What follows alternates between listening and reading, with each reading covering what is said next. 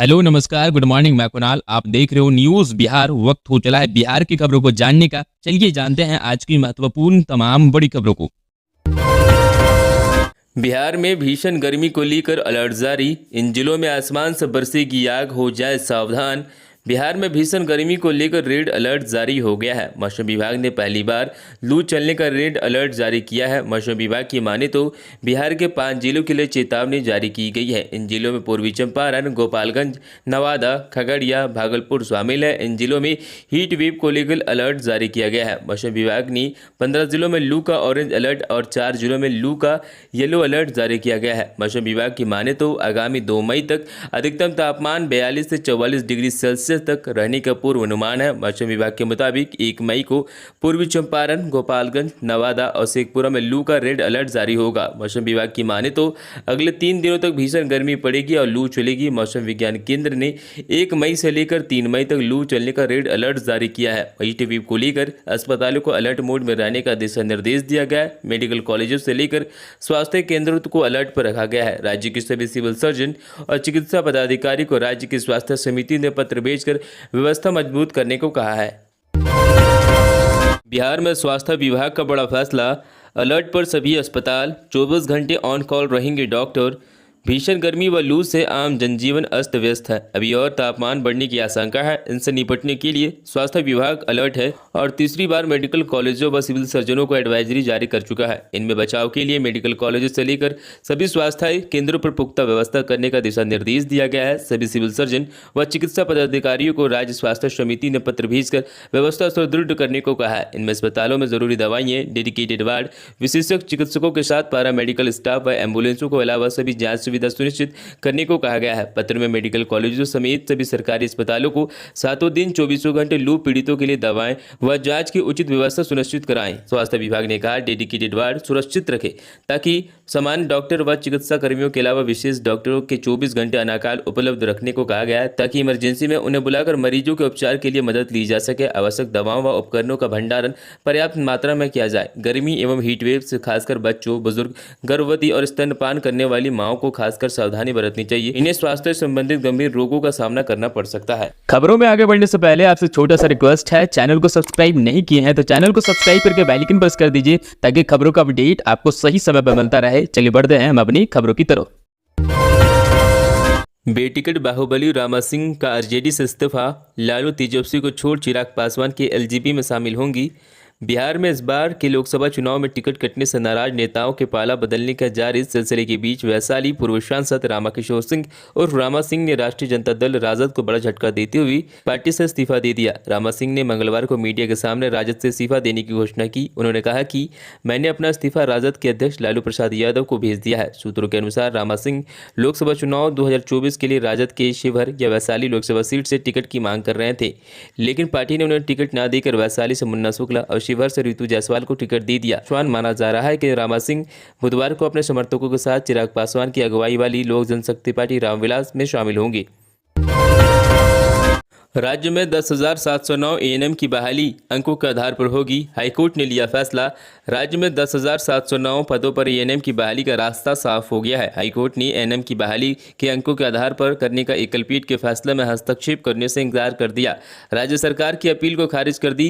राज्य सरकार मुख्य न्यायाधीश न्यायमूर्ति के विनोद चंद्र और न्यायमूर्ति हरेश कुमार की एकलपीठ ने गत 18 अप्रैल को सभी पर एक साथ सुनवाई के बाद अपना आदेश सुरक्षित कर लिया था। गौरतलब है कि गत 1 मार्च को हाईकोर्ट की एकलपीठ ने अंकों के आधार पर एएनएम की बहाली करने का आदेश दिया था। न्यायमूर्ति मोहित कुमार शाह की एकलपीठ ने 69वें पन्ने के आदेश में बिहार तकनीकी सेवा आयोग की 19 सितंबर 2023 को नोटिस को निरस्त कर दिया था। कोर्ट का कहना था कि एएनएम की बहाली बिहार महिला स्वास्थ्य कार्यकर्ता कैडर नियमावली 2018 के नियम 7 के तहत होगी। एएनएम की बहाली के लिए पूर्व में दिए गए हाईकोर्ट के आदेश में आलोक में एएनएम के 10,709 पदों पर बहाली का सरकार ने विज्ञापन संख्या 722 प्रकाशित किया था। इसके बाद चयन प्रक्रिया एएनएम नियमावली 2018 के आधार पर शुरू की गई। इस बीच राज्य सरकार ने नियमावली में संशोधन कर लिखित परीक्षा के आधार पर बहाली करने का नोटिस जारी किया गया। इस नोटिस की वैधता को हाईकोर्ट ने चुनौती दी गई। कोर्ट ने सभी मामलों पर एक साथ सुनवाई की। जेपी नड्डा का दूसरा बिहार दौरा, 2 मई को अररिया और मुजफ्फरपुर में सभा, राजनाथ सिंह की भी 2 रैलियां तय।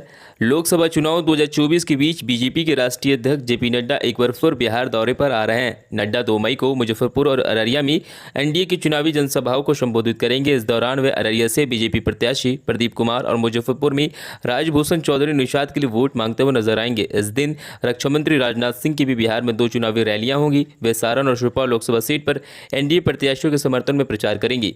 अररिया और सुपौल में तीसरे चरण के तहत 7 मई को वोटिंग होगी। वहीं मुजफ्फरपुर और सारण लोकसभा सीट पर 5वें चरण में 20 मई को मतदान होगा। मुजफ्फरपुर में इस बार बीजेपी ने मौजूदा सांसद अजय निषाद का टिकट काटकर नए चेहरे राजभूषण को मैदान में उतारा है। टिकट कटने से नाराज अजय निषाद ने पार्टी छोड़ दी और अब कांग्रेस के टिकट पर इसी सीट से चुनावी मैदान में। इससे यहां लोकसभा चुनाव का मुकाबला काफी ज्यादा दिलचस्प हो गया है। अब बीजेपी अध्यक्ष जेपी नड्डा मुजफ्फरपुर में रैली कर राजभूषण के पक्ष में माहौल बनाने की कोशिश करेंगी। संस्कृत विद्यालयों को लेकर शिक्षा विभाग ने जारी किया फरमान, इन स्कूलों की खत्म होगी मान्यता, ये है कारण। राज्य सरकार ने प्रस्वीकृत पर्याप्त संस्कृत विद्यालयों को अपने संसाधनों और शिक्षकों कर्मियों के बारे में जानकारी देना अनिवार्य कर दिया है। इस संबंध में शिक्षा विभाग ने बिहार संस्कृत शिक्षा बोर्ड को निर्देश दिया है कि सूचना नहीं देने वाले संस्कृत विद्यालयों को तत्काल प्रस्वीकृत की मान्यता खत्म करने की कार्रवाई करी। दरअसल बिहार संस्कृत शिक्षा बोर्ड ने 15 अप्रैल को ही संस्कृत विद्यालयों को जरूरी सूचनाएं मांगी थी। इसके लिए अलग अलग 3 फॉर्मेट भी जारी किया गया था। सूचनाओं के कागजात भी मांगे गए थे। इसके लिए 25 अप्रैल तक की तिथि निर्धारित की गई थी। इसके बावजूद सभी संस्कृत विद्यालयों द्वारा बिहार संस्कृत शिक्षा बोर्ड को सूचनाएं उपलब्ध नहीं कराई गई है। इससे शिक्षा विभाग ने गंभीरता से लेते हुए निर्देश दिया है कि जिन विद्यालयों के द्वारा वांछित सूचनाएं संस्कृत बोर्ड को उपलब्ध नहीं कराई गई है उन सभी विद्यालयों पर कार्रवाई करना सुनिश्चित करें, अन्यथा यह माना जाएगा कि संबंधित संस्कृत विद्यालय संचालित नहीं है और कोई भी शिक्षक कर्मचारी कार्यरत नहीं है। सीवान में राजद प्रत्याशी अवध बिहारी चौधरी के नामांकन में पहुंचे तेजस्वी यादव, पीएम मोदी पर साधा निशाना। सीवान में आईएनडीए गठबंधन में राजद प्रत्याशी अवध बिहारी चौधरी के नामांकन को लेकर शहर के गांधी मैदान में जनसभा आयोजित की गई, जिसमें पूर्व उप मुख्यमंत्री तेजस्वी यादव, वीआईपी पार्टी के प्रमुख मुकेश सहनी और राजद के राष्ट्रीय महासचिव अब्दुल बारी सिद्दीकी ने शिरकत किया। इस जनसभा में हजारों लोगों की भीड़ उमड़ पड़ी। इस दौरान तेजस्वी यादव ने मोदी सरकार पर जमकर हमला बोला। तेजस्वी ने गाना गाकर पीएम मोदी पर तंज भी कसा है। गाना गाते हुए कहा कि तुम तो धोखेबाज हो, वादा करके भूल जाते हो, रोज रोज मोदी जी झूठ बोलोगे, जनता जब रूठ जाएगी तो हाथ मलोगे। पूर्व उप मुख्यमंत्री तेजस्वी यादव ने कहा कि मोदी जी ने 10 साल में इतना झूठ बोला कि गोबर को भी हलवा बना दिया है। मोदी जी ने झूठ बोलने की फैक्ट्री है, मैन्युफैक्चरर है, होलसेलर और डिस्ट्रीब्यूटर भी है। बिहार से ही परिवर्तन का लहर देश में चलेगा।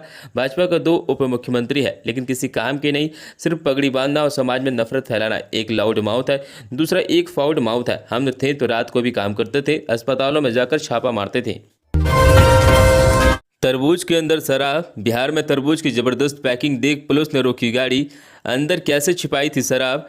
बेतिया में तरबूज के अंदर तस्करों ने शराब रख दिया था। पिकअप वैन पर लादकर शराब की तस्करी को अंजाम देने की कोशिश की, हालांकि तस्करों की चालाकी नाकामयाब रही। बेगा पुलिस ने जिले के दनहा थाना पुलिस ने मंगलवार को देर शाम एक पिकअप वैन में तरबूज से शराब छिपाकर ले जा रहे 3 तस्करों को गिरफ्तार कर लिया है। वहीं 800 लीटर अंग्रेजी शराब को जब्त भी किया है। मिली जानकारी के अनुसार उत्तर प्रदेश खिरकिया से बिहार के बेतिया में शराब की तस्करी करने के लिए तरबूज के अंदर अंग्रेजी शराब की पेटी छुपाकर पिकअप वैन में लादकर लाया जा रहा था। इसी दौरान धना चेक पोस्ट पर पुलिस के द्वारा वाहन जांच अभियान चलाया जा रहा था। पुलिस ने जब पिकअप वैन को रोकना चाहा तो पिकअप वैन आगे की ओर तेज गति से बढ़ता गया।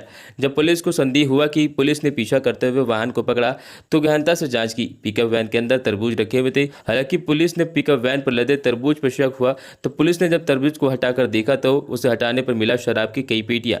वहीं पुलिस ने कार्रवाई करते हुए 2 लोगों को गिरफ्तार कर जेल भेज दिया। संघ लोकसेवा आयोग ने वर्ष 2024 का संशोधित परीक्षा कैलेंडर किया जारी। संघ लोक सेवा आयोग ने वर्ष 2024 का संशोधित परीक्षा कैलेंडर जारी कर दिया है। प्रारंभिक परीक्षा अब 16 जून को होगी। आयोग ने कई परीक्षाओं की तिथियों में बदलाव किया है। इसकी अधिसूचना जारी कर दी गई है। अभ्यर्थी वेबसाइट upsc.gov.in पर जाकर 2024 की परीक्षाएं तिथि देख सकते हैं। जारी कैलेंडर के अनुसार यूपीएससी सिविल सर्विस प्रीलिम्स परीक्षा 2024 व आईएफएस 2024 की तिथि में बदलाव किया गया है। पहले यह परीक्षा 26 मई को थी, अब 16 जून को होगी। परीक्षा तिथि में बदलाव की घोषणा यूपीएससी ने लोकसभा चुनाव तिथि घोषित होने के तुरंत बाद की थी। यूपीएससी की ओर से कहा गया है कि जरूरत के हिसाब से परीक्षाओं की तिथियों में बदली जा सकती है। सिविल सेवा परीक्षा 2024 का आयोजन 20 सितंबर से होगा, जो 5 दिनों तक चलेगी। भारतीय वन सेवा परीक्षा 2024 का आयोजन 24 नवंबर से होगा। यूपीएससी ने परीक्षा के लिए 7 जुलाई, 10 अगस्त, 19 अक्टूबर, 21 दिसंबर को रिजर्व की तिथि में रखा है। अगर कोई परीक्षा रद्द होती है तो वह रिजर्व की तिथि में आयोजित की जाएगी। किसी के कपड़ों में झांकने से बेहतर है, सीएम नीतीश को लेकर ये क्या बोल गई राबड़ी देवी। मुख्यमंत्री नीतीश कुमार पर पूर्व सीएम और आरजेडी चीफ लालू यादव की पत्नी राबड़ी देवी ने बड़ा हमला बोला है। मंगलवार को सोशल मीडिया मंच एक्स पर राबड़ी देवी की ओर से जारी किए गए पोस्ट में लिखा गया है कि बिहार के मुख्यमंत्री श्री नीतीश कुमार जी निरंतर महिलाओं को असीमितता और गरिमा को ठोस पहुंचाने वाले आपत्तिजनक बयान क्यों दे रहे हैं। नीतीश जी, किसी के कपड़ों में झांकने से बेहतर होगा कि बिहारवासियों के दुख, तकलीफ और परेशानियों को देखते। गौरतलब है कि मुख्यमंत्री नीतीश कुमार ने पिछले दिनों एक चुनावी सभा के दौरान कहा था कि पहले कोई कपड़ा पहनकर चलता था, अब तो देखिए कितना सारे लोग कपड़ा पहन कर चल रहे हैं और कितना बढ़िया लग रहा है। यही गलती उन लोगों को वोट दे दीजिएगा तो फिर से बर्बाद हो जाइएगा। नीतीश कुमार ने इस बयान को लेकर राबड़ी देवी की ओर से प्लेटफॉर्म एक्स पर शेयर किया गया था।